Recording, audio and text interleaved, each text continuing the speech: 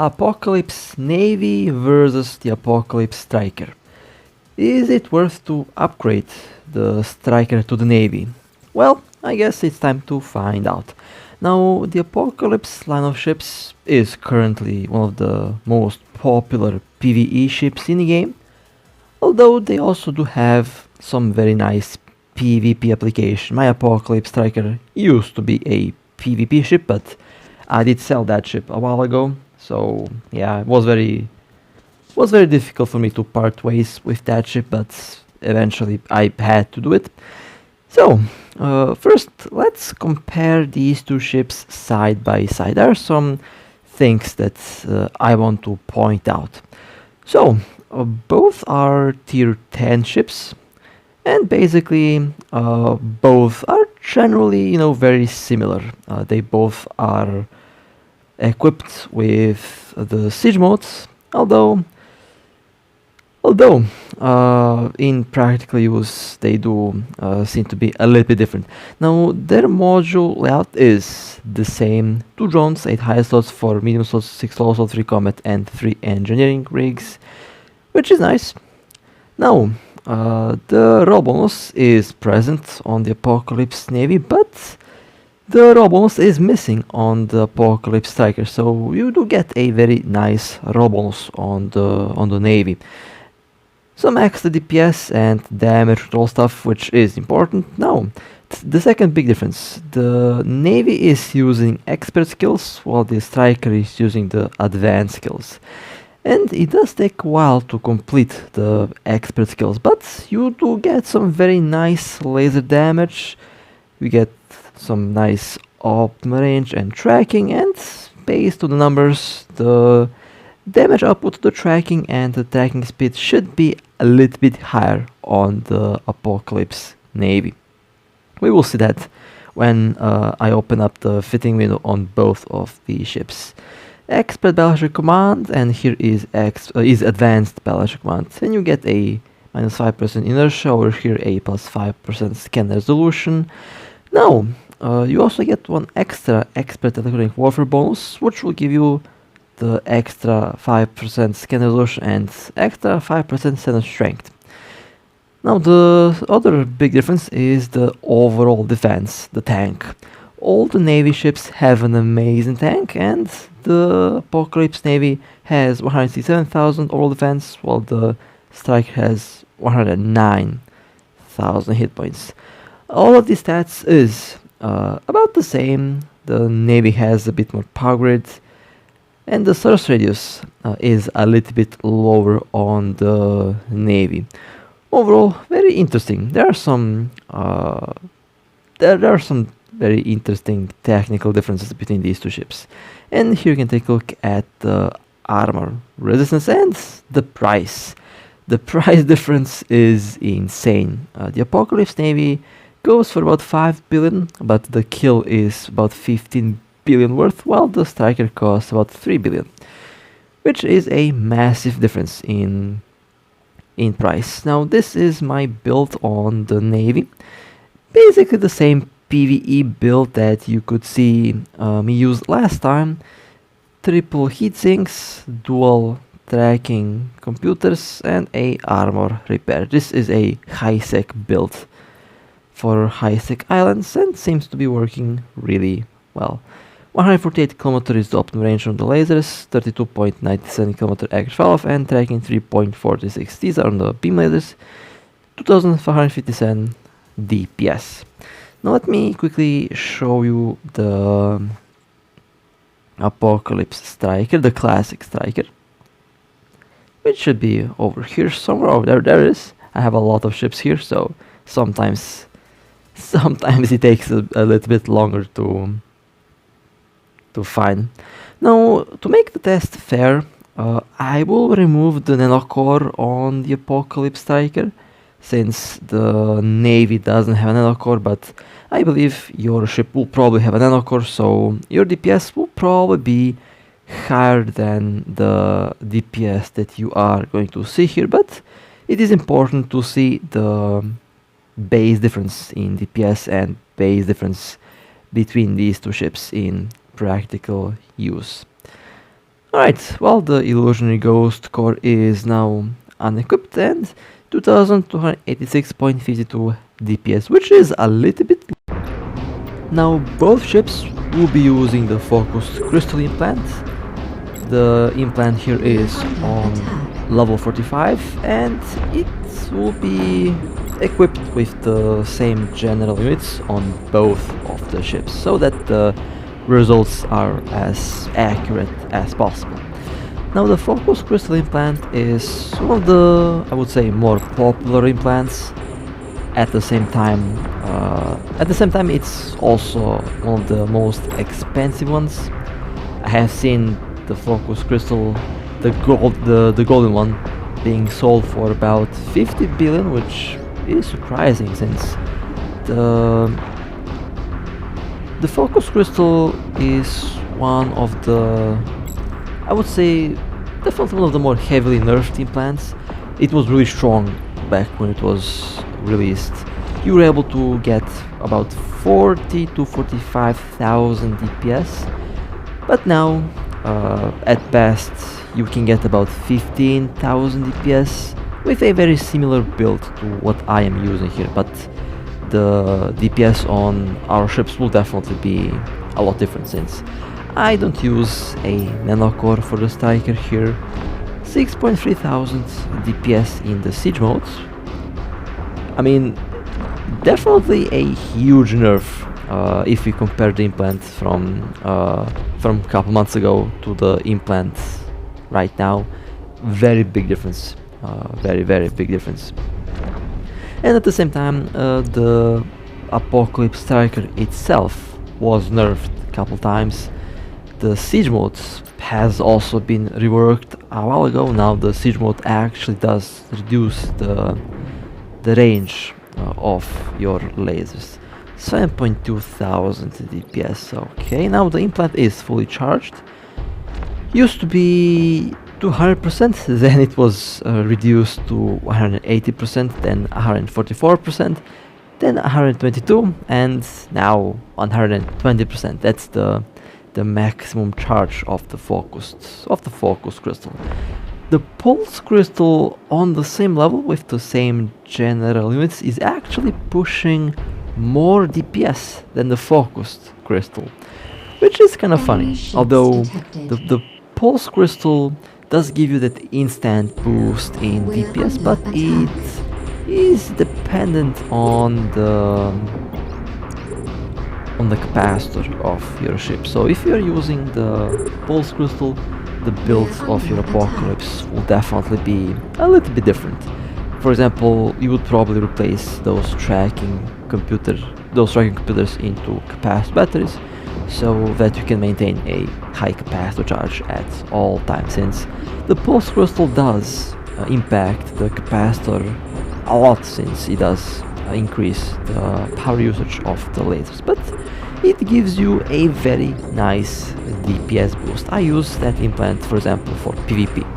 It is more of a PvP implant than a PvE implant, although the focused crystal can also be used for PvP, but it is generally used mainly for PvE, for missions, because it just allows you to have a very relaxing experience, honestly. I did enjoy flying the Apocalypse for PvE back when I used to fly the ship.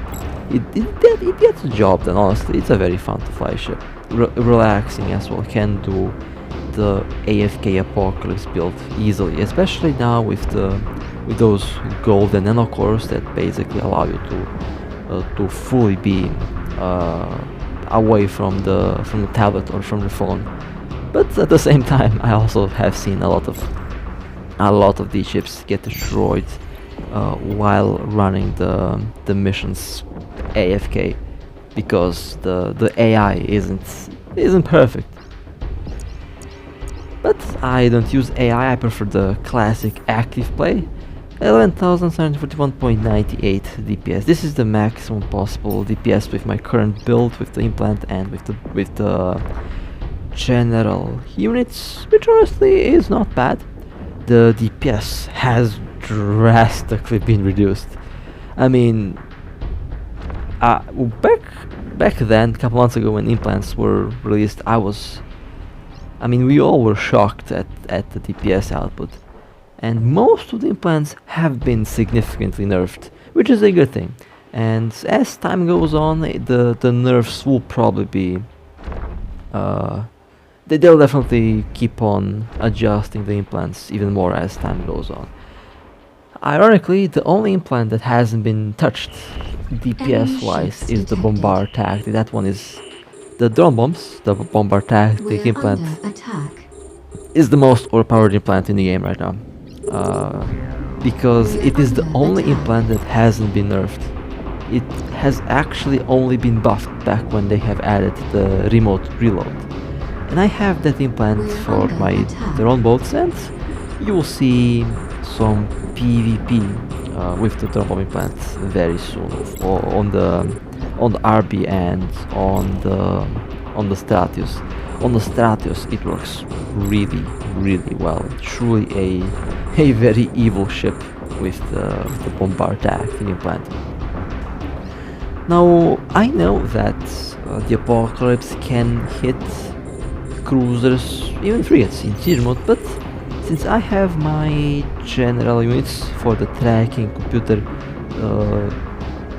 for extra range, the units are for extra range. Now, the reason why I made that change is because of the possible Cyan spawns, because they have changed the laboratory missions recently. They have added a possibility of a carrier spawning in the laboratory missions. They don't spawn at the 4 million disc missions, but they can spawn at the 5 million disc mission and up.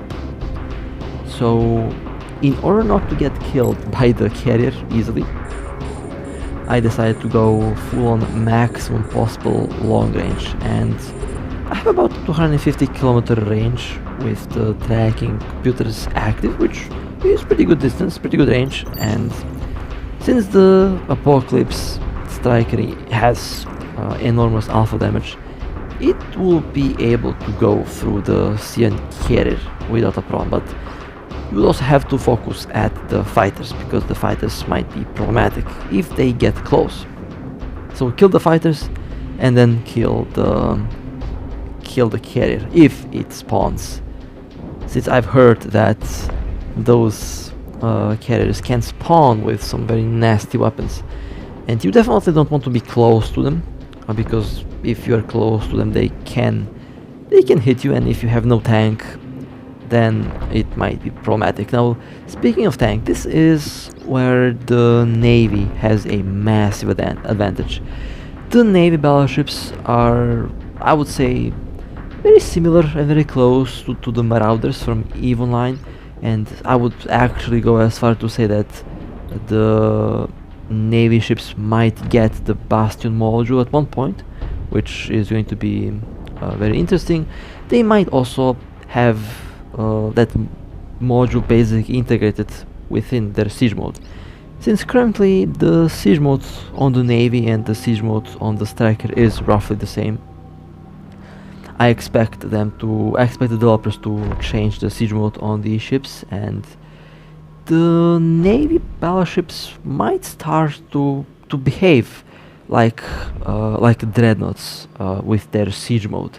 And honestly, that would be very interesting. That would definitely be very interesting. Basically, extra repairability, extra bonus on repair once you enter the siege mode, and some other stats as well. Basically, very similar to how the showdown modes of the dreadnoughts work.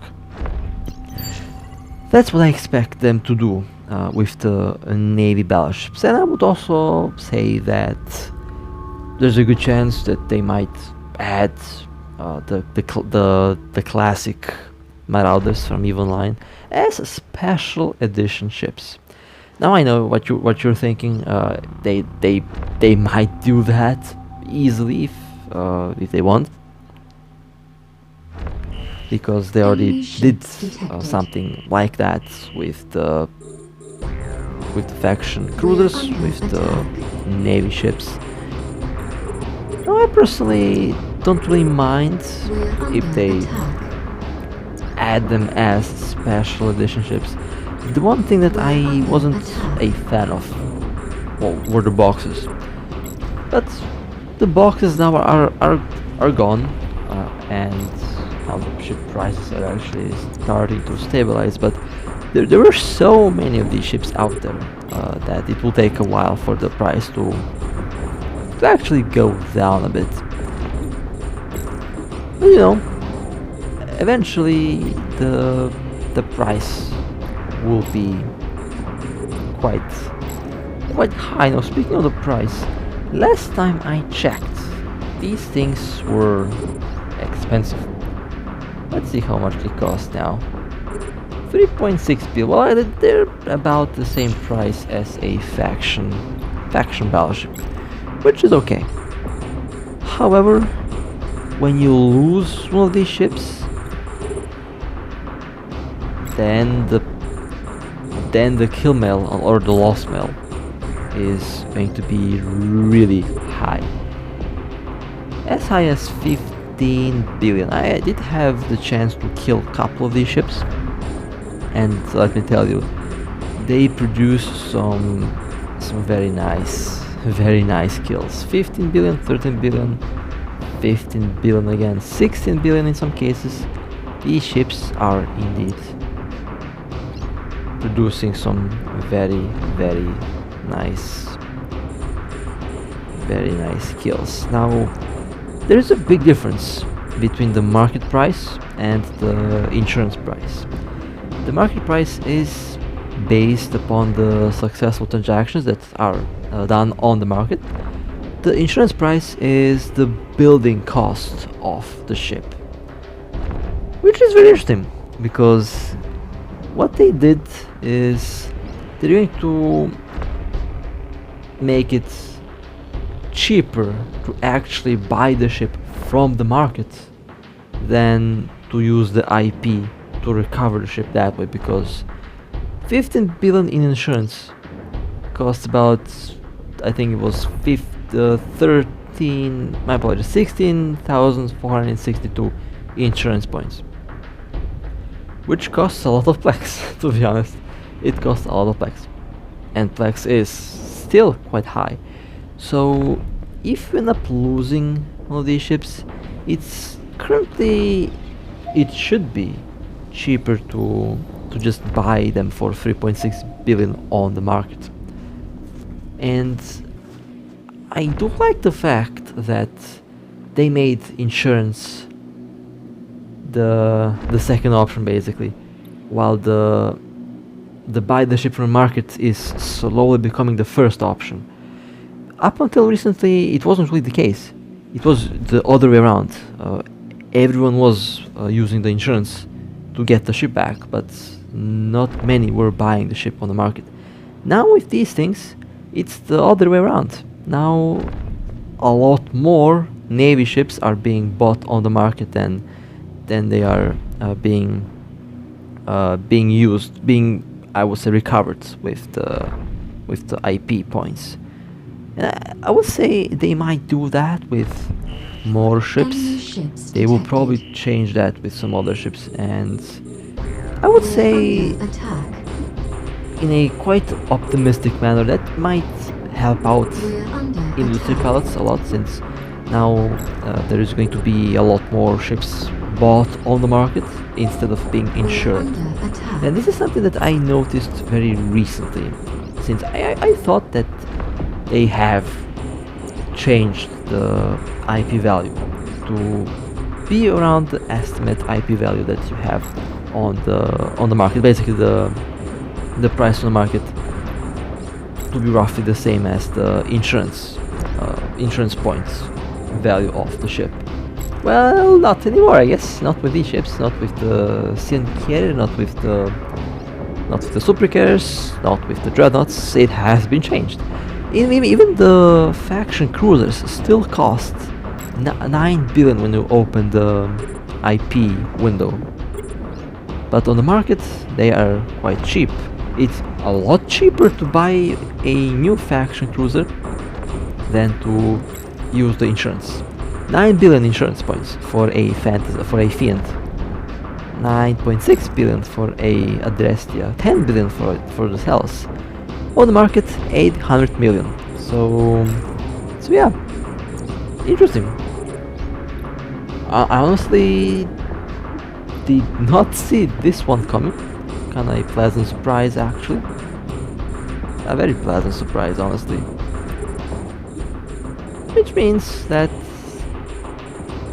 in the near future, once more of these ships are destroyed, the price will slowly go up. It's going to be a long process, probably not going to happen overnight because there are just so many of these ships out there, but eventually their price will go back to the, you know, to the value that should be. And I'm kind of excited for that. So there's hope. That's what I'm trying to say here. There is hope, definitely. And I'm looking at the secondary screen here. I'm looking at the Fiend. Yeah, that thing is expensive.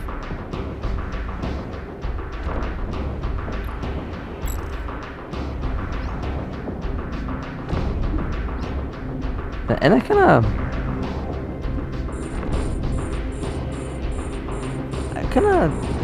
want to start insurance, but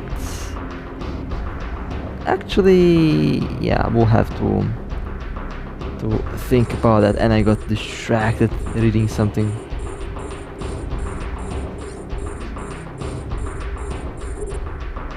So, the Apocalypse Striker is performing really well so far.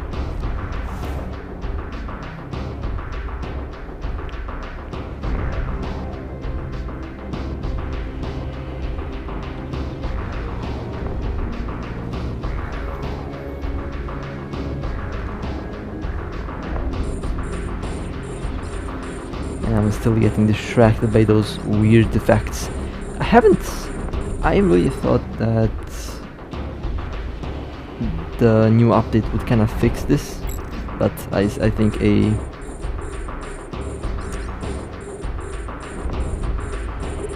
the game still requires a client repair.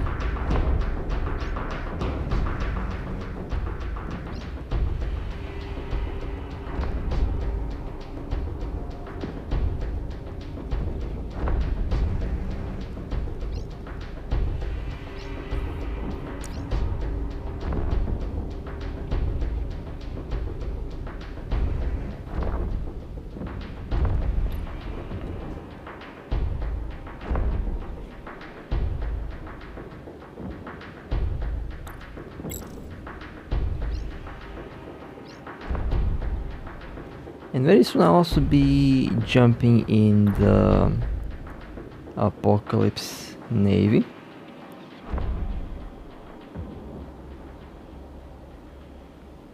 Once this one is solved. Now I've been asked what are the ticks? Now the tick system, I don't know what's happening with with that one. Last time when I was doing PvE, when I was testing some things out, I was flying a ship with about 20,000 DPS, and I got about 44 million, 44 million ISK a tick. Now, I was taking out a different ship. It had about 9.5 to 10,000 DPS, and somehow that ship had a higher tick value of 55 or 60 million ISK. So I'm not really sure what's happening with that, and I'm not really sure why a ship with more DPS did have less ISK per tick than a ship that has lower DPS. So I don't know. Definitely something that's very odd and very weird that's been happening. And I noticed it just now. I expected, and I actually gave some time between the tests. Basically, I tested the first ship out, and then I went and tested the second ship out. About 1 hour passed, but I started roughly at the same time. So yeah, it was a very weird thing that happened. But anyway, the Apocalypse Striker still performs really well. I can say that there is definitely reduced DPS from the old Apocalypse Striker, but it still is enough to get the job done. And if you have the Apocalypse Striker, then it is still going to be very effective at PvE. That's definitely not changing. It is still performing really well. Alright, well, time to jump in the Apocalypse Navy. Now, you might be thinking, well, the Apocalypse Navy has more DPS and it should clear faster. And it's true.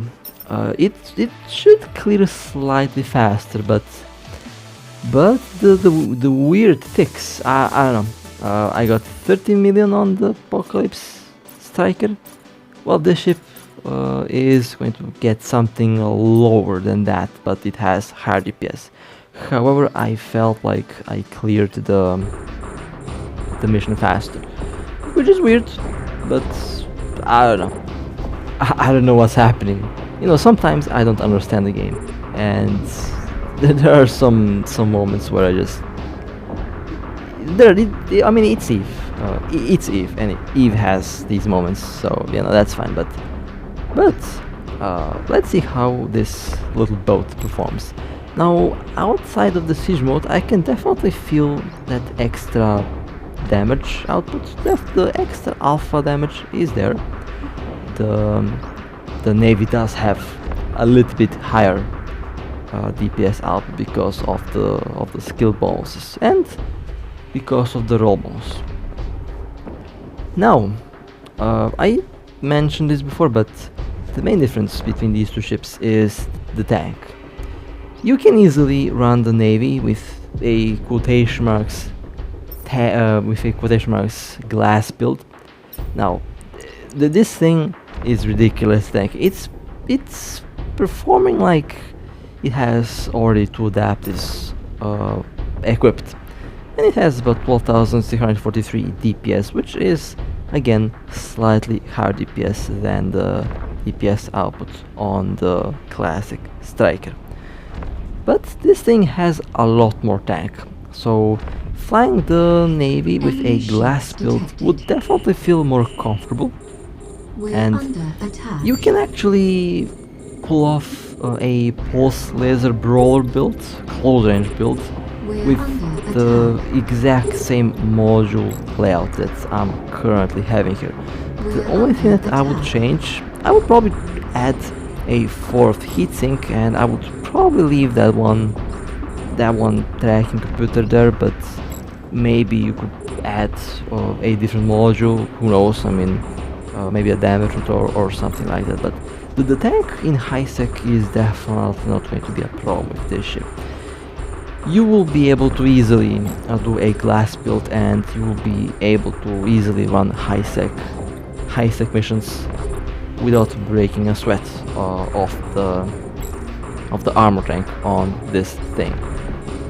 And this is where this ship has a huge advantage over the Apocalypse Striker. The Apocalypse Striker can do the same, but you have to do some sacrifices in the low slot modules. Basically, you have to add a bit of tank in order not to lose the ship to a lot of DPS. Now, losing a Navy is difficult in high sec because of the sheer tank that these ships have.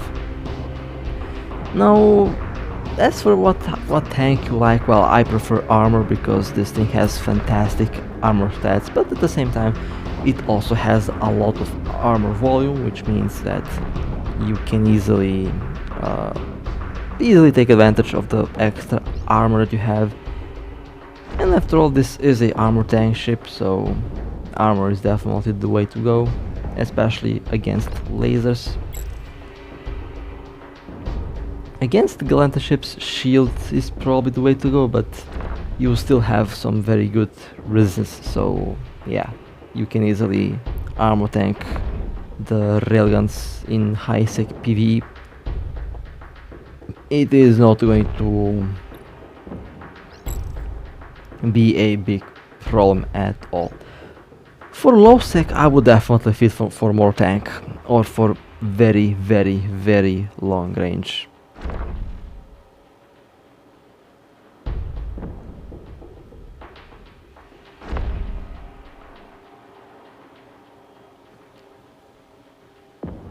If I were to be flying this ship, I'm actually thinking between the Tempest Navy and between the Apocalypse Navy, because I did skill out of large lasers, but I do have good cannon skills, and I have the barrage implant. The Tempest Navy is definitely a very attractive ship for just because of how much tank it can get. I would replicate my Macariel build on the Tempest Navy, and I can tell you that thing is going to be extremely tanky. It will also have some very nice DPS. Will be very interesting to see how something like that would work, since it already has like a lot of shield. Now, the problem that perhaps would prevent a lot of players from flying these ships are the skill requirements. It is definitely a lot easier to skill into the classic strikers. They only require advanced skills, and even the advanced skills in some cases can take a while. The expert skills, if we want to get to level 5, we have to wait in some cases up to 50 days.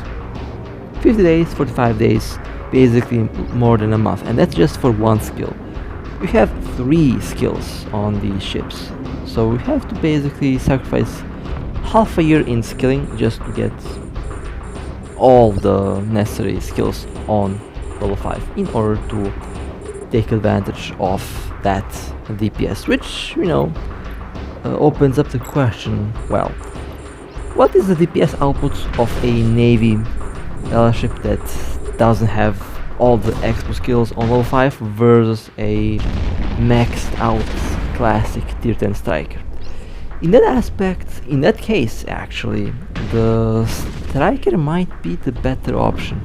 If you have the striker and if you have maximum skills for it, if you have the advanced skills maxed out, then that ship is going to perform better than the Navy would if you don't have all the extra skills on level 5, because you will be missing out on some of the crucial DPS on the Navy. Now you can mitigate that with the nanocore, with the implant and stuff like that, but in the end the classic striker might be the way to go. After all, don't fly ships that you don't have skills for, mostly because you will have lower performance than optimal on that ship. Now, there are some situations where you can fly the Navy even if you don't have all the necessary expert skills. If you have the necessary battleship skills to get maximum hit points on shield, armor and hull, to get maximum capacitor and speed, then you can kinda get away with not having the weapons on level 5, because you can technically fly the ship and use it as a tank for a tank build, or, you know, for a purpose that doesn't require to have very high DPS. After all, I like to say that the main thing about these ships is their tank. The tank on the Navy is fantastic, and in most cases I would actually take advantage of their tank.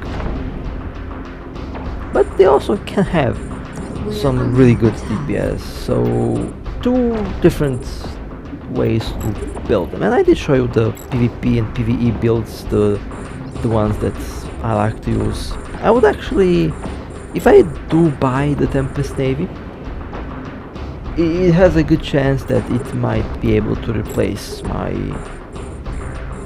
Macariel, just because of its enormous shield resistance stats. that thing can be so ridiculous tanky. It's absolutely insane. And the 30 seconds damage control, yeah, that is just wild. More than enough time to take apart most of the ships in the game.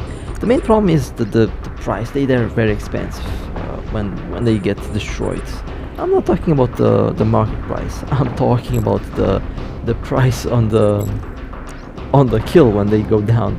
You will have to look at a 20 billion loss every time you log in. So that's something that would probably prevent a lot of players from flying these ships. But at the same time, they do offer some really good stats. So expensive ship to lose, but at the same time a really strong ship that's difficult to lose. So I kind of fair actually, kind of very fair when you think about it. And I'm honestly fine with the IP price being so high. It does help industry pilots a lot, since they'll be able to sell more ships now, because players will not spend a lot of IP on something when they can just buy the hull much cheaper on the market and save, like, I don't know, 10 billion disc or something like that. Especially if you don't have enough IP right from the start. That can be quite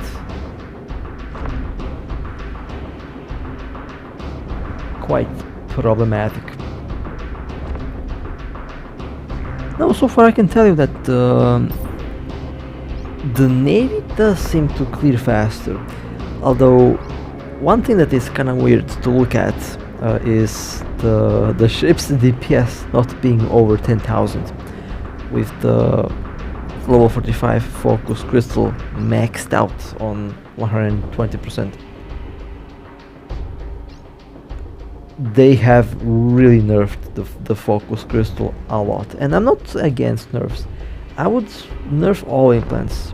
All implants would, in my eyes, would be nerfed even more.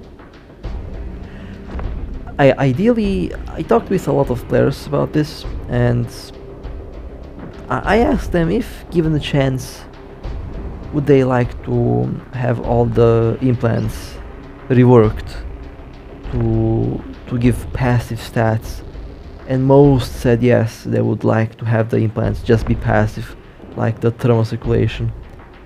I feel like that would have been the right way to make implants, although implants have been out for a while now and a lot of players have them now, they use them, and I don't think that they will be completely reworking them to basically, like, completely remove the active part and basically make them passive.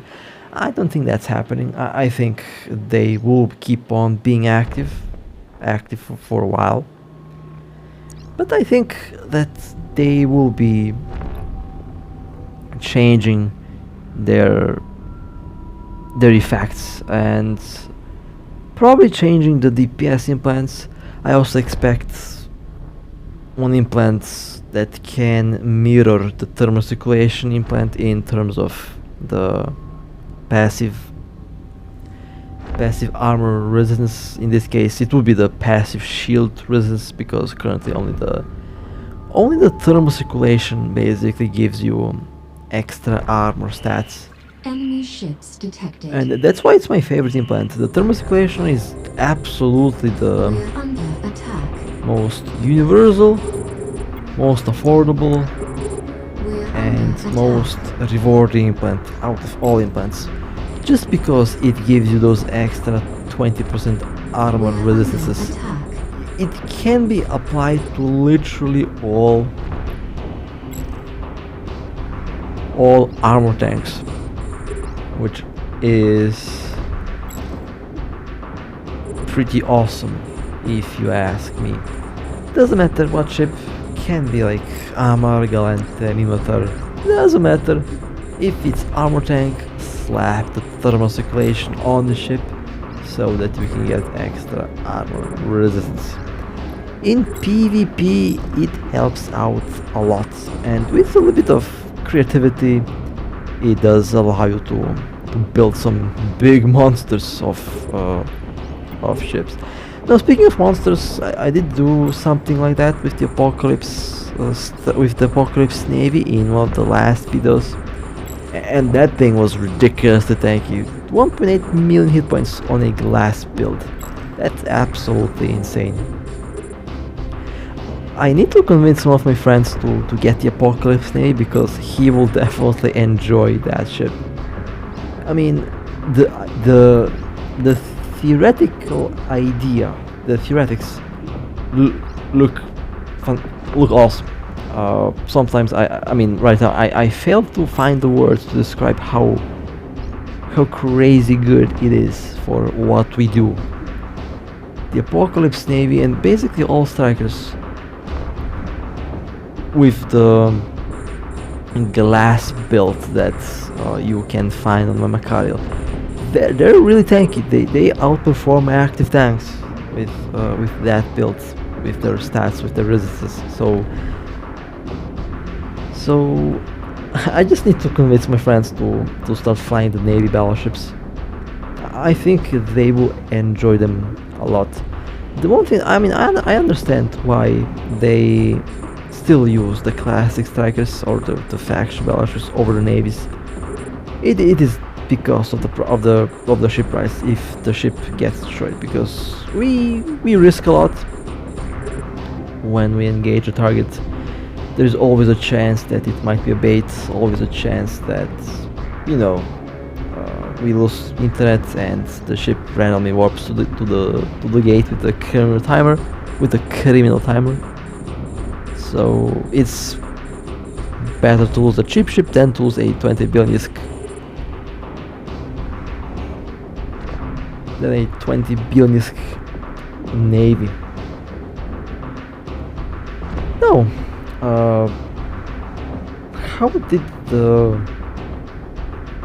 How did the navy perform in this mission?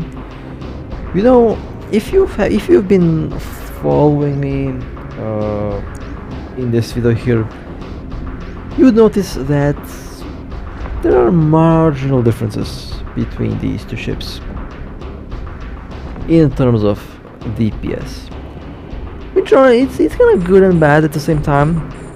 Good because you can push out a bit more DPS out of your ship. Bad because, well, it's a expensive ship. And are the DPS boost benefits worth the price tag over the classic striker? That's a valid question, and it's a good question. That's a very good question, honestly. I mean, you do get very nice stats, but at the same time, the time to skill into the expert skills does take a while, and by the time you are skilling the expert skills, your classic striker might actually have more DPS than your navy. So that's a good question. Is it worth to replace the classic striker for PvE to a navy? I mean, that was kind of the whole idea behind this video, at least for the Apocalypse here. And even 50 minutes later, I'm kind of still conflicted in what to say.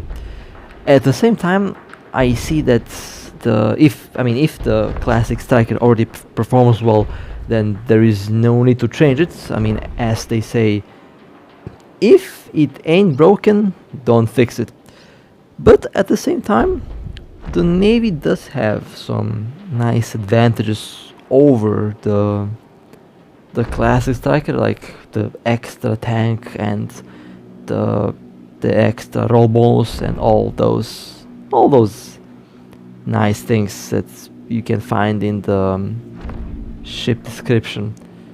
And the tank alone, I would say, is definitely worth to consider the Apocalypse Navy over the classic striker, because the tank allows you to do a lot more with the ship. So I would say that there are two answers to my question here. Is it worth to replace the striker with the navy? If you like tanky ships, if you have good skills, and if you're doing PvP and PvE, then the upgrade is definitely worth it. However, if you Warp don't drive have active. skills for the ship, and if your primary content in the game is PvE, then the Apocalypse Striker is already doing really well. Then I would say if you have the Apocalypse Striker and it's already doing well, then you don't have to replace the ship. You can keep the Apocalypse Striker until you have skills for the Apocalypse Navy, and then when you have skills for the Apocalypse Navy, then you can experiment with both of Docking the ships, request accepted. see which one you like more, and then you can basically decide which one you want to keep and which one you want to sell, replace, or basically upgrade. So that was quite the journey here. Hope you guys enjoyed this little Apocalypse Striker versus Apocalypse Navy video. If you want to support me, feel free to like and subscribe. It helps out a lot. And with that being said, stay safe, fly safe, and as always, I'll see you next time.